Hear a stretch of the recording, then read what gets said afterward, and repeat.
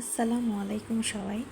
আজকে আমি শেয়ার করতে যাচ্ছি চিংড়ি মাছ দিয়ে কাঁকরোল আলু রান্না। তো প্রথমে আমি একটা ফ্রাই প্যান বসিয়ে দিয়েছি আর তার মধ্যে দিয়ে দিচ্ছি তেল। এরপরে আমার কুচি করে রাখা পেঁয়াজগুলো দিয়ে দিব।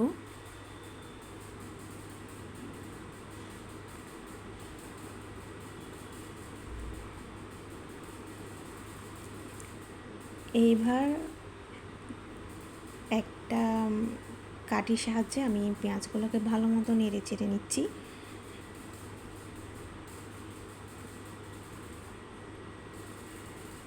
পেঁয়াজগুলো একটু সফট হয়ে আসা পর্যন্ত আমরা অপেক্ষা করব। দেন আমার মরিচগুলো আমি দিয়ে দিলাম।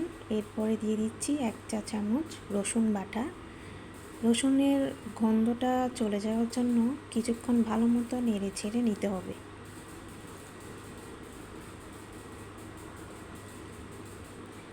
এরপর যখন পেঁয়াজগুলা রসুনের গন্ধটা চলে যাবে, এর মধ্যে আমরা দিয়ে দিব 1/2 চা চামচ হলুদের গুঁড়া, 1/2 চা চামচ ধনিয়া গুঁড়া, 1/2 চা চামচ জিরার গুঁড়া, 2 চা চামচ লাল মরিচ। আপনারা আপনাদের স্বাদ মতো দিতে পারেন, কেউ ঝাল খেতে চাইলে আর একটু বেশি দিতে পারেন। এরপর দিয়ে দেব 2 চা চামচ লবণ। লবণটা বুঝে শুনে পরিমাণ মতো দিবেন। এরপর একটু পানি দিয়ে হালকা নেড়ে ছেড়ে দিতে হবে।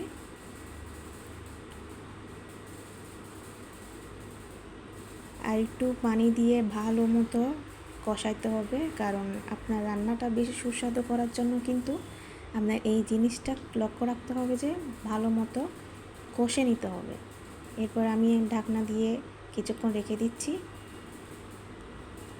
এরপর আমি আমার রাখা চিংড়ি মাছগুলো দিয়ে দিলাম।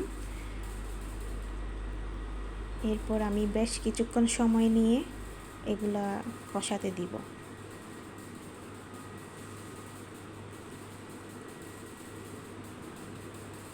আমার এগুলা অনেক ভালো মতো কষে আসার পরে দেন আমি আমার কাঁকরোল আর আলুগুলা মিক্স করে ভালো মতো নেড়ে চেড়ে আবার কিছুক্ষণ রেখে দিব।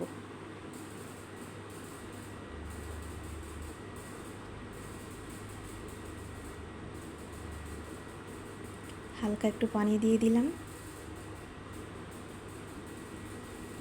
এবার ঢাকনা দিয়ে আমি রেখে দিচ্ছি কিছুক্ষণের জন্য। দেন আবার আর একটু নেড়ে চেড়ে দিচ্ছি যেন আমার কাঁকরোল আলুর সাথে মরিচের গুলো একটু ভালো মতো মিক্স হয়। ব্যাস আমি এবার সিদ্ধ করার জন্য দিয়ে দিব। কিছু সময় নিয়ে এটা সিদ্ধ করা লাগবে, কারণ কাঁকরোল আলু ভালো মতো সিদ্ধ না হলে কিন্তু জিনিসটা মজা আসে না। ব্যাস আমার রান্না করা হয়ে গেল। কেমন হয়েছে জানাই।